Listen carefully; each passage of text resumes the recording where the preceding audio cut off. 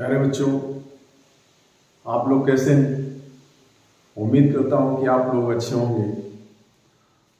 आज से हम आपके लिए एक नई शुरुआत कर रहे हैं और आज हम शुरुआत करेंगे कक्षा 8 की। ये किताब आपके सामने है और इसका नाम है गणित मंथन। क्या नाम है? गणित मंथन। गणित के पूरी किताब के एक एक चैप्टर को, एक एक अभ्यास को अच्छे से कराते हुए और उसकी बारीकियों को समझाते हुए हम चलेंगे और बहुत ही सरलता से बताने का प्रयास करेंगे। उम्मीद करते हैं कि आप लोग अच्छे से इसको पढ़ेंगे, मेहनत से पढ़ेंगे, सारी चीजें आपको समझ में आएंगी, हूबहू आपको क्लास जैसे लगेगा। इस वीडियो क्लास के माध्यम से आप उस क्लास को पुनः जब चाहे तब देख सकते हैं, उस पाठ का रिवीजन कर सकते हैं, पाठ को समझने में कहीं कठिनाई आ रही है तो उसको रिवाइज कर सकते हैं। क्योंकि मुझे लग रहा था कि क्लास में पढ़ाते वक्त जब हम पढ़ा करके निकल जाते हैं तो उसको आप दोबारा नहीं देख सकते हैं, दोबारा नहीं सुन सकते हैं। तो इस ऑनलाइन के माध्यम से, डिजिटलीकरण के युग में, हम आपके सामने ये क्लासें लेकर के आ रहे हैं और लगातार आपको कक्षाएं मिलती रहेंगी। मजा आएगा, जबरदस्त क्लास रहेगी। हमारे साथ बने रहिए और अपने जो फ्रेंड्स हैं, दोस्त हैं, उनको भी बता दीजिए कि यहाँ पर आपको कक्षाएं बिल्कुल मिलने वाली हैं और लगातार मिलेंगी। सर पढ़ाते हैं, इनसे आप लोग सीख करके आगे बढ़ सकते हैं। एक मात्र उद्देश्य हमारा ये है कि आप इनसे पढ़ करके जीवन में आगे बढ़ें और अपने भविष्य को उज्जवल बनाएं। मेरे प्यारे बच्चों, आज हम पहली क्लास की शुरुआत कर रहे हैं। आइए चलते हैं। गणित मंथन कक्षा 8 की किताब है और कक्षा 8 के बच्चों के लिए आज की ये क्लास होने वाली है।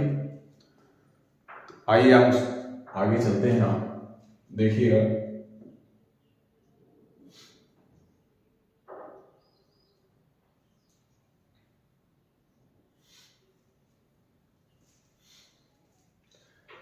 सभी बच्चों से कहना चाहूंगा, आप सभी लोग YouTube चलाते हैं। YouTube अगर खोलेंगे तो YouTube जैसे ही आप खोलेंगे, YouTube पर हमारा एक चैनल है।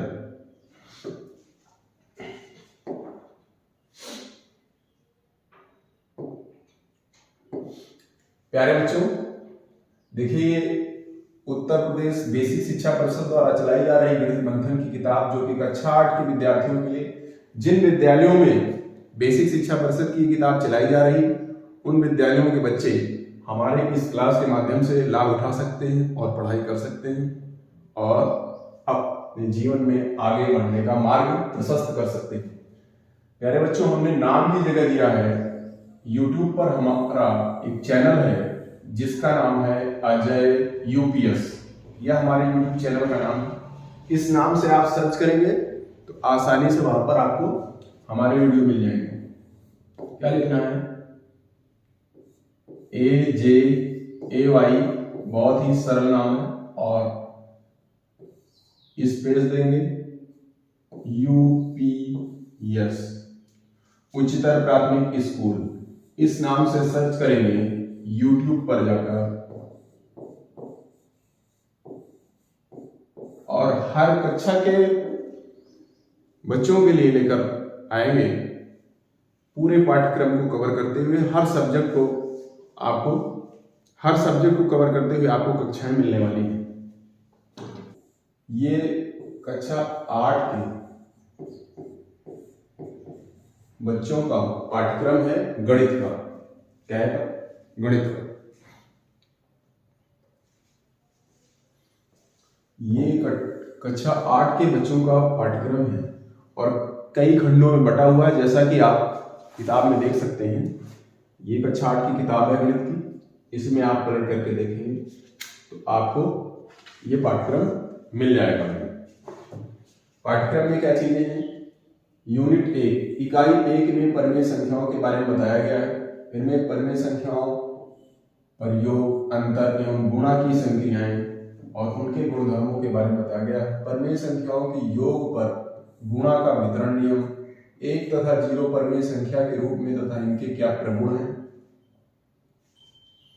परमेय संख्या का योगात्मक प्रतिलोम एवं गुणात्मक प्रतिलोम, किसी परमेय संख्या में परमेय संख्या से भाग, परमेय संख्याओं का निरपेक्ष मान, परमेय संख्याओं का निरपेक्ष मान, दो परमेय संख्याओं के मध्य परमेय संख्याएं ज्ञात करना, परमेय संख्या व दशमलव संख्या का परस्पर रूपांतरण।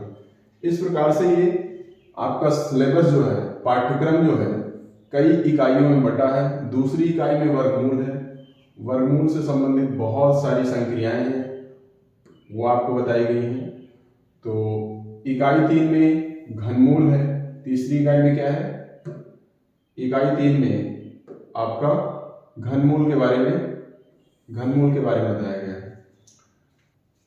इकाई 4 में सर्वसमीकरण है, इकाई 5 में बीजीय व्यंजकों का भाग एवं गुणनखंड है, 6 में संख्याओं से खेल, युगपत समीकरण, वर्ग समीकरण। इस प्रकार से देखेंगे कि 9 में समांतर रेखाएं, चतुर्भुज की रचनाएं, वाणिज्य गणित, बैंकिंग। आगे बढ़ेंगे।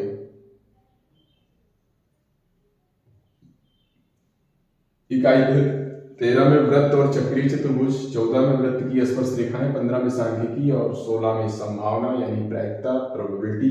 कार्तीतल इकाई 17 में है।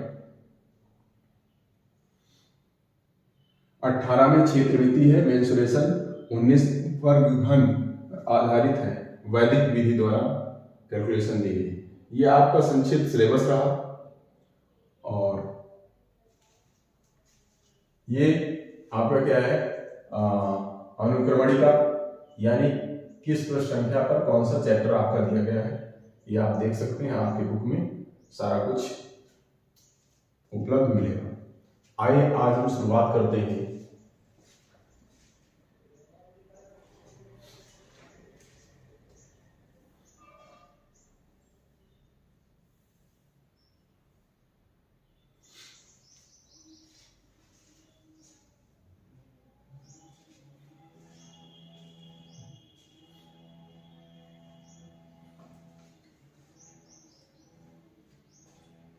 प्यारे बच्चों, इकाई 1 आज आपको जानना है परमेय संख्याओं के बारे में। परमेय संख्याओं के बारे में जानेंगे। परमेय संख्याएं किसे कहते हैं, उन सब चीजों के बारे में जानेंगे। परमेय संख्याओं के गुणधर्म क्या है, देखिए क्या क्या परमेय संख्याओं के बारे में आपको पढ़ना है। आपकी किताब में सिलेबस दिया गया है। परमेय संख्याओं का योग का मतलब जोड़ना, अंतर का मतलब घटाना, एवं गुणा मल्टीप्लाई। ठीक है, गुणा की संक्रियाएं तथा इनके क्या गुणधर्म है। परमेय संख्याओं के योग पर गुणा का वितरण नियम क्या है, यह भी मैं पढ़ाऊंगा। 1 तथा 0 परमेय संख्या के रूप में तथा इनके क्या प्रगुण हैं। परमेय संख्या का योगात्मक प्रतिलोम एवं गुणात्मक प्रतिलोम, इसी परमेय संख्या में परमेय संख्या से भाग, परमेय संख्याओं का निरपेक्ष मान, दो परमेय संख्याओं के मध्य कितनी परमेय संख्याएं हैं, परमेय संख्या व दशमलव संख्या का परस्पर रूपांतरण। प्यारे बच्चों, ये आपके पूरे सिलेबस को अच्छे से मैं समझाऊंगा। हमारे साथ क्लास में आप लगातार बने रहिए, मजा आएगा, आनंद आएगा। बहुत ही अच्छी क्लास होने वाली है।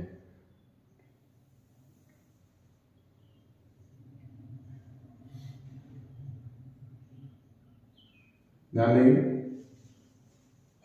पिछली कक्षा में ये बता रहा है कि कक्षा 7 में, पिछली कक्षा में आपने परमेय संख्याओं की आपने देखा कि परमेय संख्याओं की आवश्यकता क्यों पड़ती है, जिसके परिणाम स्वरूप हमने पूर्णांकों के समुच्चय को विस्तारित करते हुए परमेय संख्याओं की अवधारणा को प्राप्त किया। परमेय संख्या को p/q के रूप में परिभाषित किया, जहां p और q पूर्णांक है और q नॉट इक्वल टू 0। देखेंगे, ये पिछली कक्षा में बच्चों हम सीख करके आ रहे हैं। क्या सीख करके आ रहे हैं, किसी भी परमेय संख्या को p/q के रूप में परिभाषित किया जाएगा, वही परमेय संख्या होगी। यानी p/q के रूप में जिस संख्या को लिखा जा सकता है वो क्या कहलाएगी, परमेय संख्या। क्या कहलाएगी, परिमेय संख्या। जहां पर आप जानते हैं t क्या होगा, ऊपर लिखी गई संख्या अंश कहलाती है और नीचे लिखी गई संख्या हर कहलाती है। लेकिन शर्त यहाँ यह है कि q जो है वो आपका 0 नहीं होना चाहिए। q जो है, q की वैल्यू 0 नहीं होनी चाहिए और ये दोनों p और q क्या होंगे, पूर्णांक होंगे, यानी दशमलव में संख्याएं नहीं होंगी। इनकी कंडीशन भी है क्या, पूर्णांक होंगे। क्या होंगे,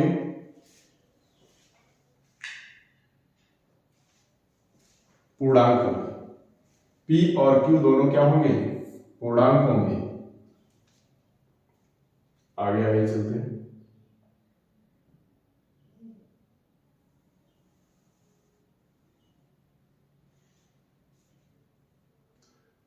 अब इसमें क्या है, परिमेय संख्याओं पर संक्रियाएं, यानी कौन कौन सी आपको मैथमेटिकल ऑपरेशन क्या क्या करने हैं, पूर्णांकों तथा भिन्नों पर किस प्रकार से जोड़ने, घटाने, गुणा, भाग की संक्रियाएं की जाती हैं। आइए इन मूल संक्रियाओं का परिमेय संख्याओं के संदर्भ में अध्ययन करते हैं। सबसे पहली बात जो शुरुआत हो रही है आज आपकी, परिमेय संख्याओं का योग। क्या बताना है, परिमेय संख्याओं का योग। अब आज हम शुरुआत कर रहे हैं समान हर वाली दो परिमेय संख्याओं को जोड़ें तो उन्हें कैसे जोड़ना है, कैसे जोड़ना है। यदि किन्हीं दो परिमेय संख्याओं के हर समान है, जैसा कि आप देख रहे हैं यहाँ 3/5 और ये -13/5, इन दोनों को जोड़ना है। कैसे जोड़ेंगे, आइए आपको बताते हैं।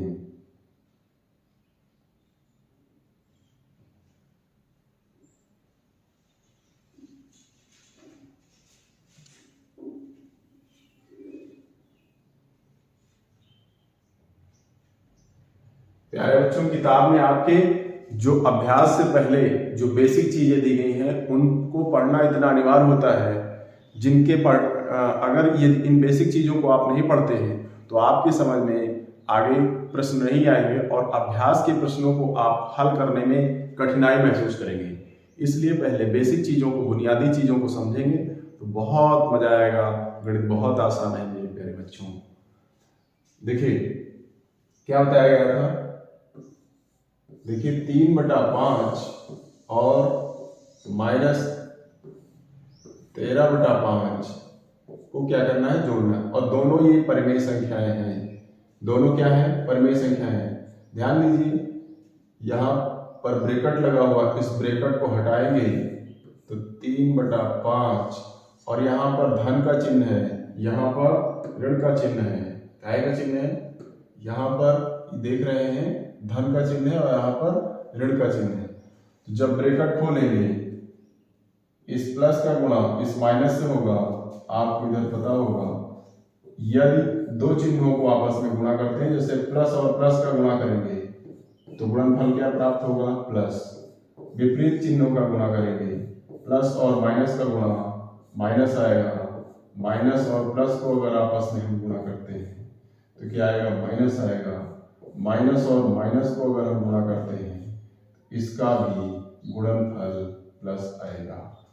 यानी समान चिन्हों को अगर हम गुणा करते हैं, जैसा कि आप देख रहे होंगे, यदि हम समान चिन्हों को आपस में क्या करते हैं, गुणा करते हैं, प्लस का गुणा प्लस से करेंगे तो उसका गुणनफल प्लस आएगा, प्लस का गुणा माइनस से करेंगे तो गुणनफल माइनस आएगा, माइनस का गुणा प्लस से करेंगे तो गुणनफल माइनस आएगा, माइनस का गुणा माइनस से करेंगे तो गुणनफल प्लस आएगा। समान चिन्ह है, समान चिन्हों का गुणा करते हैं तो प्लस आता है। समान चिन्ह है, समान चिन्हों का गुणा करते हैं तो प्लस आता है। विपरीत चिन्हों का, यानी एक प्लस है, एक माइनस है, एक माइनस है, प्लस है, विपरीत चिन्हों का गुणा करते हैं तो हमेशा माइनस आता है, यानी ऋण आता है। ठीक, तो इस प्रकार से जैसे ही ब्रैकेट खोलेंगे, ब्रैकेट हटाएंगे तो यानी प्लस का गुणा माइनस से होगा तो प्यारे बच्चे यहाँ पर कौन सा चिन्ह आ जाएगा, माइनस का चिन्ह आ जाएगा और ये 13/5 हो जाएगा। ठीक, 13/5 हो जाएगा। इन दोनों के हर समान है इन दोनों के हर समान होने पर 5 लिख लेंगे और 3 माइनस 13, 3 माइनस 13 करेंगे। ध्यान देंगे 3 से 13 आप घटाएंगे, कितना बचेगा 10 और वो भी 5।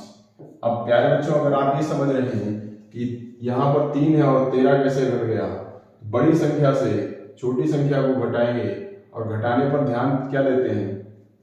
देखिए मैं बता रहा हूं, अगर आपसे कहा जाए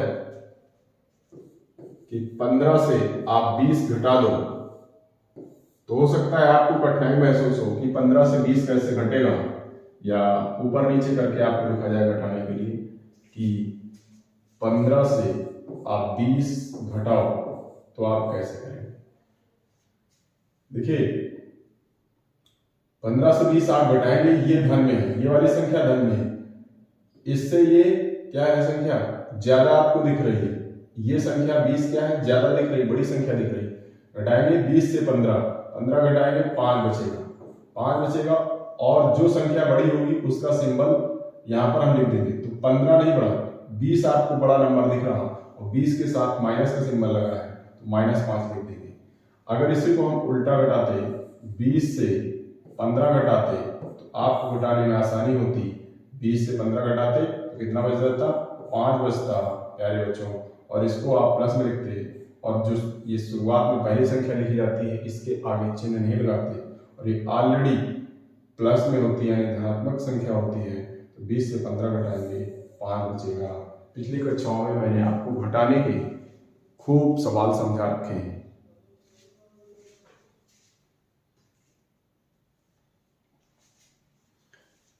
या इन्हें ऐसे भी समझ सकते हैं कि आप समझ लो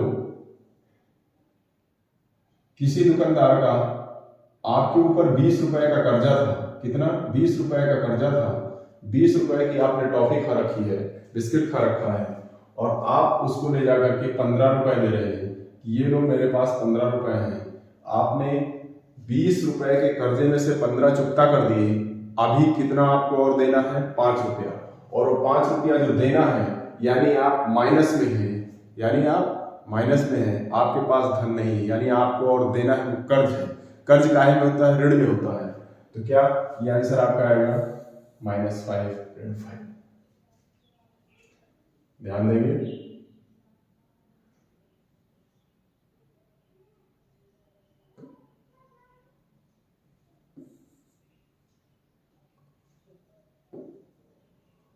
अब क्या है संख्या रेखा द्वारा, इसके द्वारा संख्या रेखा द्वारा हल। ये इस कक्षा का सिलेबस नहीं है, ये आप कक्षा 7 में पढ़ चुके हैं। पिछली कक्षा के किताब से आपको रिवीजन करना होगा आपको, या पिछली कक्षा के वीडियो आपको देखना होगा। कक्षा 7 के वीडियो में हम ये चीजें बता देंगे। आइए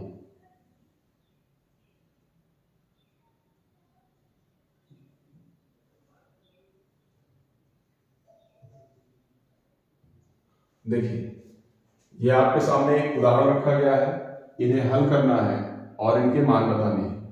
ध्यान देंगे, ये 4/7 है। क्या है 4/7 और ये 8/7 है। अब इनके हर बराबर है प्यारे बच्चों, हर बराबर है तो कुछ नहीं करेंगे, हर में नीचे एक बराबर हर वाली संख्या को लिख लेंगे और ऊपर दिए गए अंश को आपस में जोड़ लेंगे। 8 और 4 को जोड़ेंगे तो कितना हो जाएगा प्यारे बच्चों 8 4 12 और 12/7।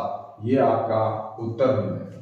इसी प्रकार से 5/9 दूसरा उदाहरण हमारा दिया है, पहला हमने लगा लिया, दूसरा उदाहरण है 5/9। कितना 5/9 और ये ब्रैकेट में ही ऋण 4/9 माइनस ऋण कह रहे माइनस करें।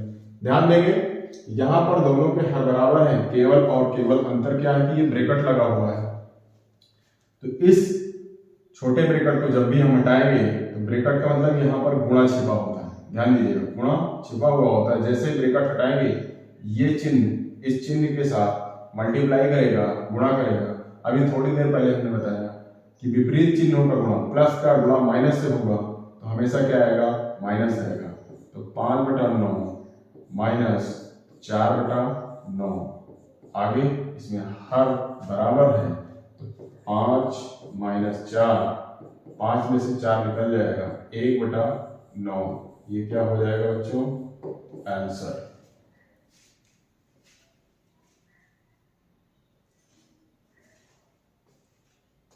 नोट कर लीजिएगा इसको, वीडियो रोक करके आप लोग इन चीजों को समझ लीजिएगा। अगर आप कुछ भी मिस करते हैं तो वीडियो रोक करके एक बार 2 बार देखिए, स्किप कर लीजिए, पीछे आ जाइए और आराम से इसको बार बार देखने का प्रयास करिए। चीजें बहुत आसानी से समझ में आ जाएंगी।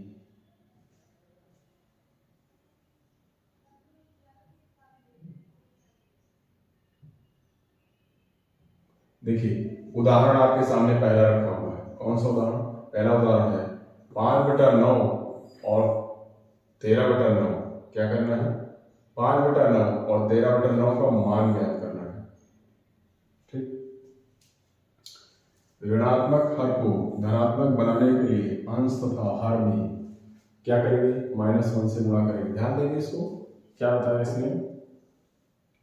5/9 है आपका यहाँ पर और ये ऋण में है, प्लस 13/9 है। देखेंगे हर दोनों के बराबर है, लेकिन यहाँ पर हर में इस 9 के साथ ऋण का चिन्ह लगा हुआ है, माइनस का चिन्ह लगा हुआ है। इसको हटाने के लिए, हर से माइनस को हटाने के लिए अंश में और हर में -1 का क्या करेंगे आप? गुणा करेंगे। 5 आपका -9 गुणा करेंगे, जिससे ऊपर गुणा नीचे गुणा करेंगे उसी से ऊपर भी गुणा करेंगे। ठीक है, गुणा कर लेंगे तो इसमें गुणनफल के बाद कितना आ जाएगा? ये माइनस का गुणा, हमने बताया समान चिन्हों का गुणा जब भी होगा तो प्लस में आएगा, और प्लस में आता है तो प्लस पहले लिखा नहीं जाता। -1 से 5 में गुणा करेंगे, इसके आगे प्लस लगा हुआ है। ध्यान दीजिएगा, जब किसी संख्या के आगे कोई सिंबल नहीं लगा होता तो प्लस ऑलरेडी छिपा होता है, हिडन होता है। माइनस का गुणा प्लस से होगा, 5 एकम 5 और ये प्लस में आ जाएगा, माइनस में आ जाएगा, सॉरी, ये प्लस और माइनस का गुणा माइनस। तो यहाँ पर क्या संख्या आ जाएगी? -5/9 प्लस 13/9। हर बराबर हो गए प्यारे बच्चों। क्या लिख लेंगे? 9 और इधर -5 प्लस 13। ठीक, आपके पास 13 रुपए है, 5 रुपए किसी का कर्जा आपने चुकता कर दिया, 13 से 5 निकल जाएगा, कितना बचेगा? घटा लीजिएगा, 8, 5, 13। कितना बचेगा? 8, 5, 13। और ये धनात्मक होगा कि ऋणात्मक? धन वाली या प्लस वाली संख्या बड़ी है 13, इसलिए इसके साथ धन लगा होगा। धन पहले लगाया नहीं जाता, और यही आपका आंसर हो जाएगा।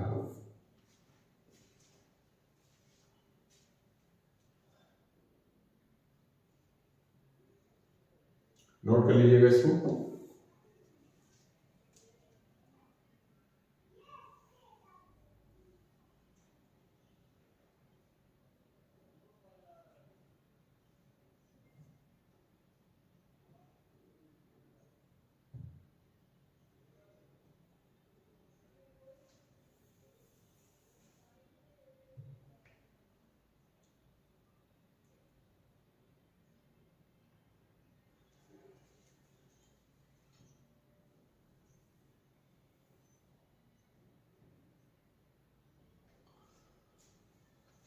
देखिए इसका आंसर 8/9 आ गया। प्रयास आपको क्या करना है, ये आपका काम है, होमवर्क है। इसी प्रकार से अगले सवाल को लगाइएगा, इसी प्रकार से अगले सवाल को लगाएंगे। अब ध्यान दीजिए, जिन समान हर वाली परिमेय संख्याओं का योगफल अगर ज्ञात करना है, मान लीजिए 3/5 है और अगली संख्या भी 3 अगर इसको 8 कर लो, 8/5 है, यानी कह रहा समान हर वाली परिमेय संख्याओं का योगफल। हर समान है तो क्या करेंगे? परिमेय संख्याओं के अंशों का योगफल निकाल देंगे। यानी ये अंश में जो ऊपर लिखे होते हैं अंश होते हैं, ऊपर लिखी गई संख्याएं क्या कहलाती हैं? अंश कहलाती हैं। अंशों को जोड़ देंगे, कुछ नहीं करना, हर में वही संख्या लिख लेंगे। 3 और 8 को जोड़ेंगे, 8 3 11/5, कितना आएगा 11/5। जब भी आप हर बराबर देखेंगे केवल और केवल अंश को जोड़ लेना है और कुछ नहीं करना। ये देखिए आपका दिया गया दो परमेय संख्याओं, एक परमेय संख्या p/q, दूसरी संख्या r/q, यानी क्या लिखा है p/q और r/q। यहां आप देख रहे हैं दोनों के हर क्या है, दोनों के हर समान है, दोनों के हर क्या है, दोनों के हर समान है, यानी इधर भी q है और इधर भी q है, तो इनका योग क्या हो जाएगा। हमने बताया जब समान हर होंगे तो हर में उस समान हर वाली संख्या को लिख देंगे, यहाँ पर अक्षर है तो q लिया जाएगा, q लिख दिया जाएगा और ऊपर अंश को जोड़ लिया जाएगा, p में r को जोड़ देंगे यानी p+r, ये आपका आंसर हो जाएगा। प्यारे बच्चों बात समझ में आ रही है कि नहीं, आप हमें कमेंट करके बताइएगा, नोट कर लीजिएगा इसको, ठीक है। इन चीजों को आप नोट कर लेंगे और ये आपका काम है, इन सवालों को लगाइएगा, नहीं आता तो बताइएगा।